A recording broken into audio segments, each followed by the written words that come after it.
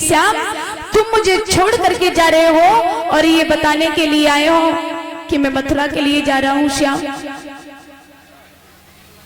तुम मुझे छोड़ करके कैसे जा सकते हो कन्हैया? तुमने मुझसे बड़े बड़े वादे किए थे कि राधा, मैं तुम्हें कभी छोड़कर नहीं जाऊंगा। राधा, मैं तुम्हारी आंखों में कभी आंसू नहीं देखना चाहता, लेकिन आज अपनी राधा को रुला करके चल दिए। श्याम, अरे मैं तो जानती थी कि जितना प्रेम मैं अपने कन्हैया से करती हूँ और उतना ही प्रेम मेरा कन्हैया मुझसे करता है, लेकिन नहीं श्याम, तुमने नहीं, जितना प्रेम किया मैंने किया, जितना किया राधा ने किया, श्याम ने नहीं।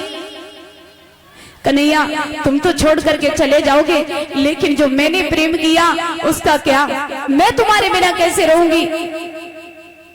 भगवान कहने लगे, राधा मैं परसों वापस आ जाऊंगा। कहा कि मैं परसों वापस आ जाऊंगा। राधा कहने लगी, बस कन्हैया, ये झूठा दिलासा अगर किसी को देना है तो जाकर के ब्रजवासियों को दो, क्योंकि वो अज्ञान है, वो नहीं जानते तुम्हें।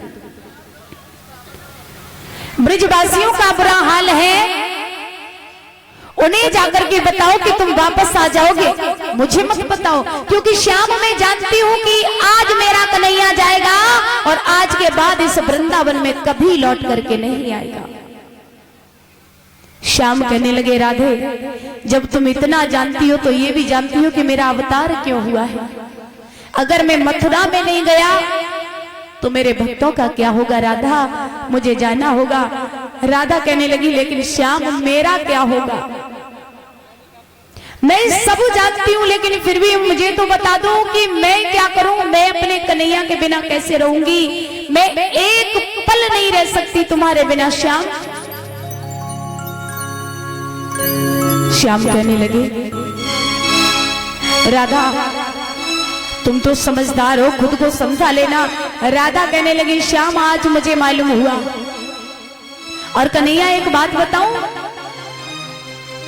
जब भी मैं तुम्हें मिलती थी तो तुम मुझे एक प्रश्न पूछा करते थे कि राधा तुम मुझे मिलती हो तो हंसती हो और हंसने के बाद में तुरंत क्यों रोने लगती हो?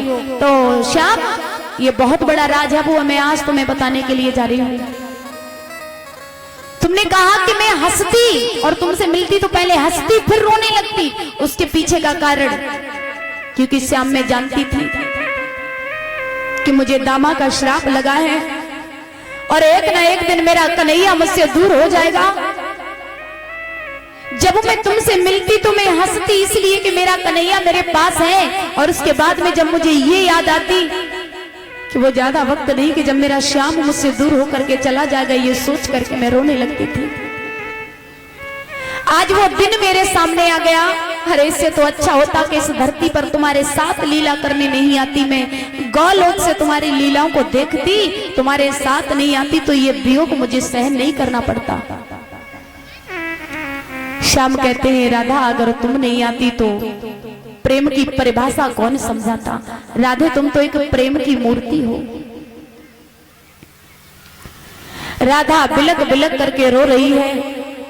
भगवान ने राधा से कहा कि राधा मुझे एक वरदान दो। बोले क्या?